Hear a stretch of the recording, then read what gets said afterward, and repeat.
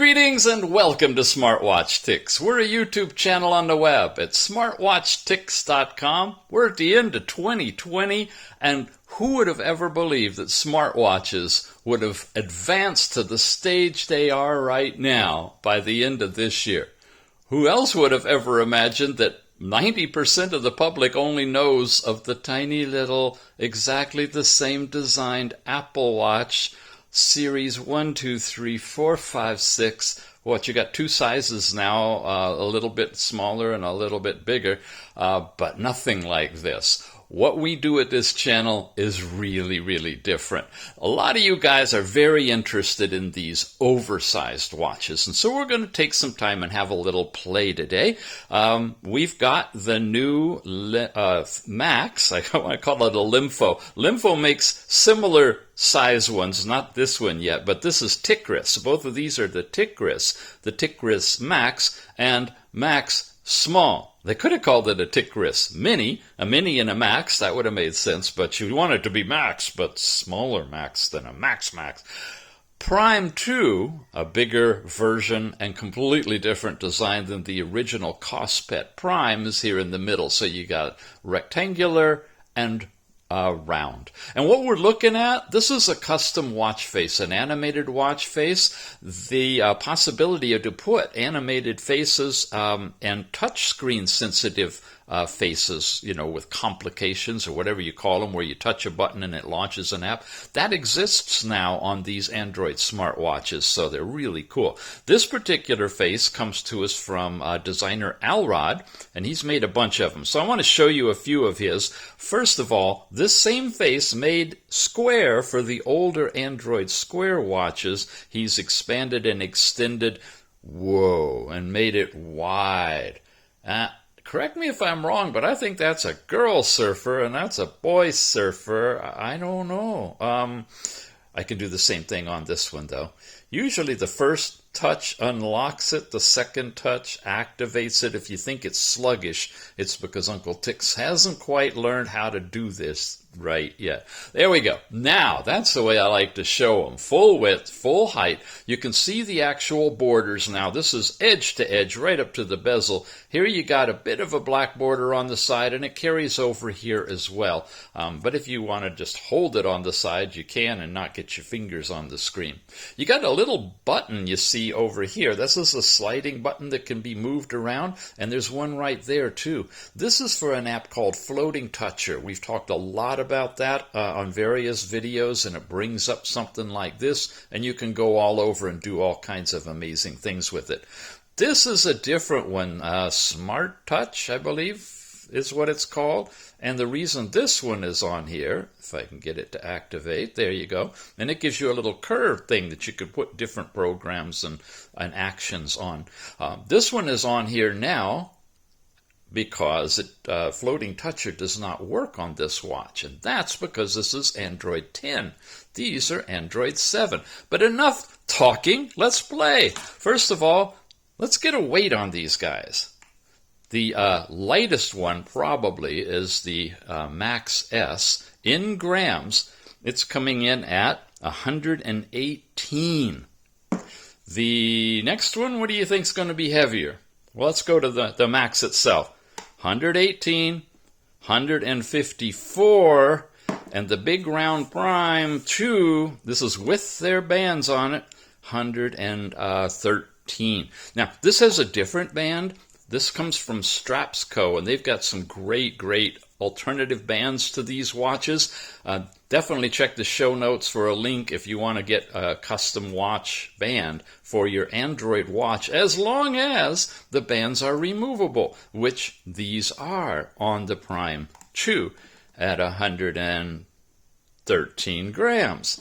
The bigger, heavier 154 gram Ticris Max, the bands are not removable. In fact, they are beefy, big things, rubberized, massive, and they're held in with screws here that have special tools needed to take them out. And when you do, and we have a disassembly video on this watch, or a version of it, the Lympho identical watch to the Max, you'll see you can actually take the bands off. They don't have antennas in them, but they are so custom designed that there's no way you can put a replacement band on here at all. Pretty much the same story is here on the Max S.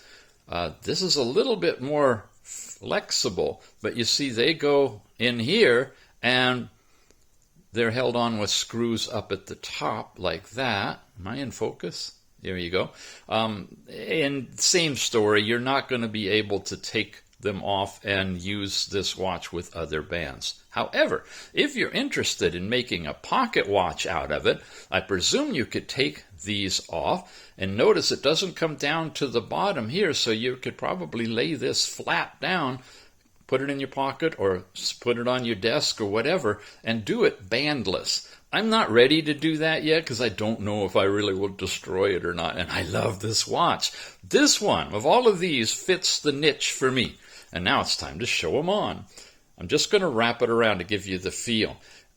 This is a good size for my wrist, my arm, my hand. Weight-wise, it's okay. I really like the overall layout of it. The buttons are on the left-hand side, which actually makes it pretty easy for me considering the front-facing camera is here. Now compare that to the full-on Max. This thing is much, much bigger. And the buttons, they're not on this side, they're over here, and the camera is right here. So you do get a little bit of, well, you got to be careful when you're using them if you're going to be front-face cameraing from this particular watch. But all in all, I don't know, look, it doesn't look that big once you get used to it, but when you compare it side by side with this one, now this looks small, doesn't it? Optical illusion. But let's talk round. When you do the round thing, you get a whole different experience, obviously. And some folks feel that the round, just by its nature, looks bigger. What do you think? I think so too.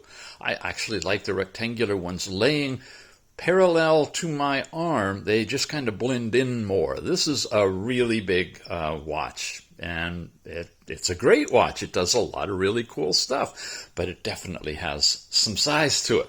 Speaking of size, one of the questions comes up is the width, and the width is kind of a governing factor about how fat it's going to feel on the arm. You already saw the weights, so let's check the width.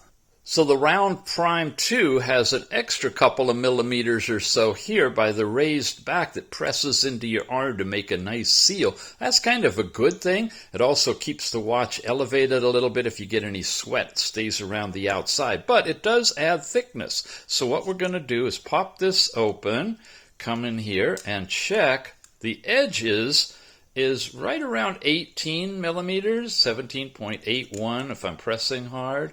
8.7. If I open it a little further, though, and take the full width of it, 19. We're right at 19 millimeters for the Prime 2. Okay, how does that compare with the really big Max? This is flat all the way, except see it curves where it goes around your arm, but we're kind of concerned about the middle section. Oh, wow, extra room. Look at that. I'm going to press it down. 16.4. Little over 16 and a quarter. Yeah, just a bit bigger than 16. And for the actual Max S, which is a thinner overall watch, look at that. Same thickness, exact same thickness. So this one has a smaller battery, about 2,000 milliamp hours. This one, oh, look, it switched back on me while we were doing all that. This one has a 2880, I believe, milliamp hour battery, but it's not hidden in the thickness. They made it wider and taller, apparently, inside of the device itself. So we're going to play with some custom watch faces here in a second between these two watches, but I want to show you a couple more of Alrod's. Here's a fun little bubbling beer, I guess. That is an animated looping thing. That's kind of fun. And then he's got some other ones in here. Let's see. I have to get past some of these others. This is a fun little walking one. Again, animated. And I don't think he's expanded this yet to the rectangle, which he could by just adding some extra on the edges, but it's in the square format. And well, let's take a look at the stock faces between these two otherwise identical ones.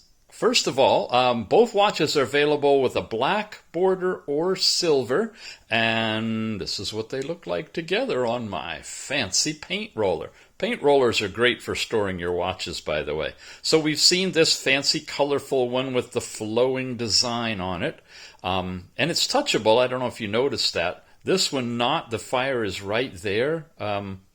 But the other one, if you roll your finger around on it, you can change the pattern, so it's touch sensitive. These are activated squares. We've talked about that before, where each of them are active, and they look like exactly the same layout, which is alluding to the fact that the firmware has got to be very, very similar, if not identical. It's pretty much the same things. They're just bigger. So since they are, I'm just going to go through them in thumbnail size so you can see there's no difference yet in the faces.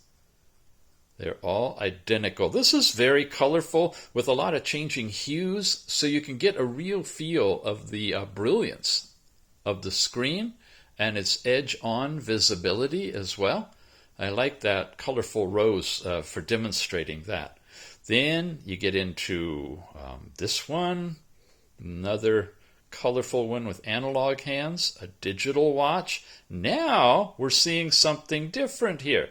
Check this out. We've got a different additional face on here, it looks like, that's got selectable squares. Yeah. So the Max S has a few additions. Maybe there'll be a firmware update eventually to the original Max that will add all of these as well, because all of the functions that are touchable are part of the stock apps in here, and they should definitely be usable.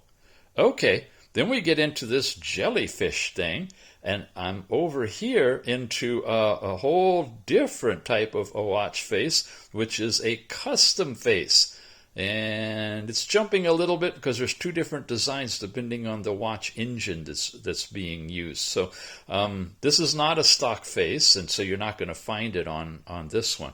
But this has a few extra faces on it right up to here. So the very last one on this watch was this one, and the last one on this one is here. So there's a few differences, a few more additions to touch face screens on the Max S than we find on the original Max.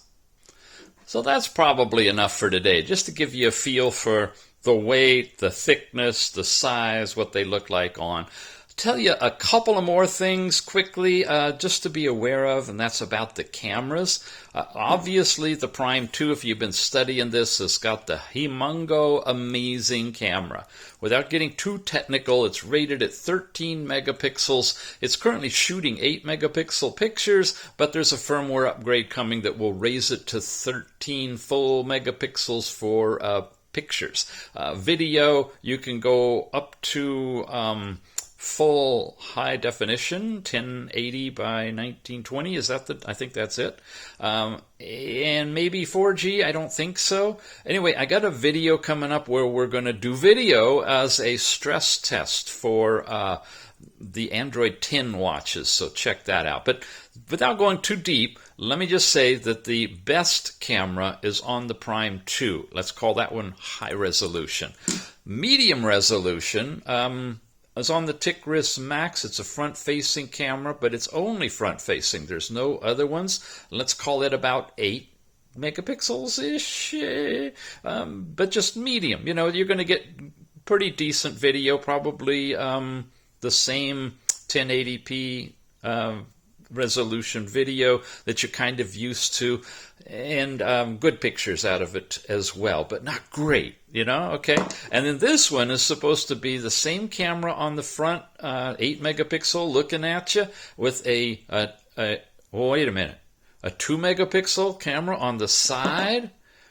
Well, that wouldn't make sense. It's supposed to be the 2 megapixel low resolution for your face and a higher resolution on the side, but you know what? It's not. They got it backwards. Yeah, this is the same camera as this, and it's the medium resolution. This is low resolution. It shoots like 1200 by 1600 pixel pictures.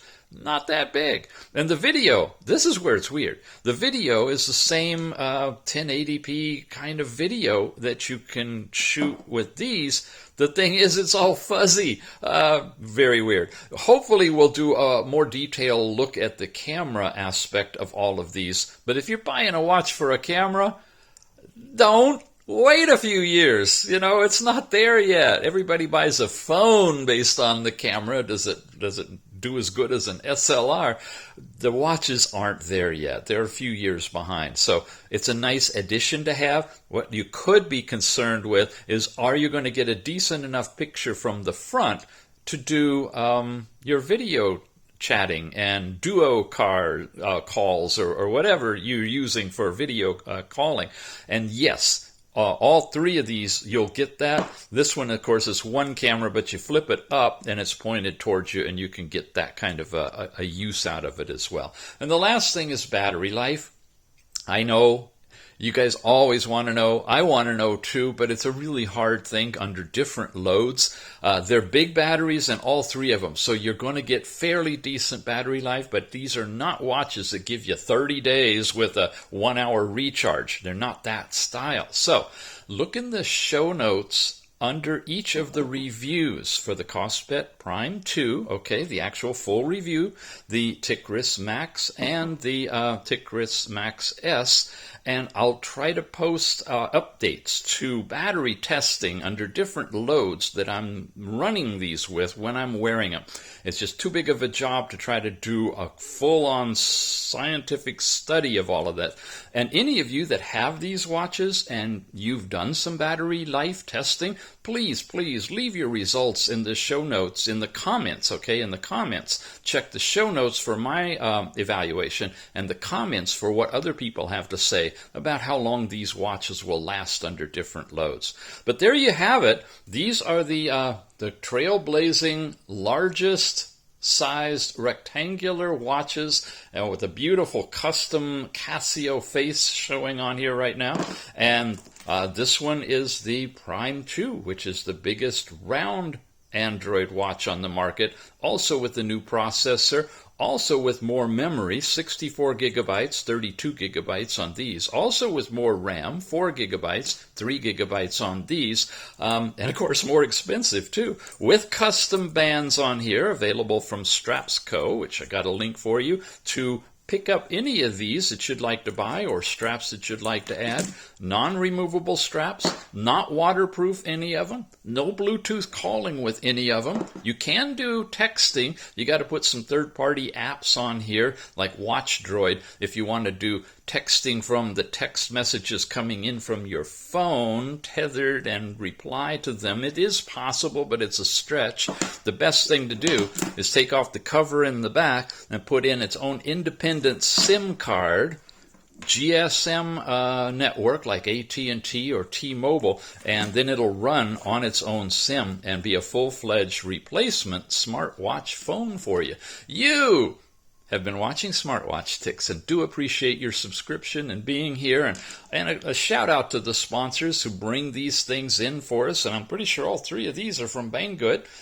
They are really supporting us. So really appreciate your support to buy whatever you can, watch or otherwise. Just go in through the link we have in our show notes and pick up whatever you'd like. That thread will lead back here that they know you saw a product here on Smartwatch Ticks, and if you buy a drone or a phone, it doesn't matter. They'll say, "Woo, Mr. Ticks is doing good. He's sending us business," and they'll keep sending me watches. All right, have a great new year, and we'll see you again soon.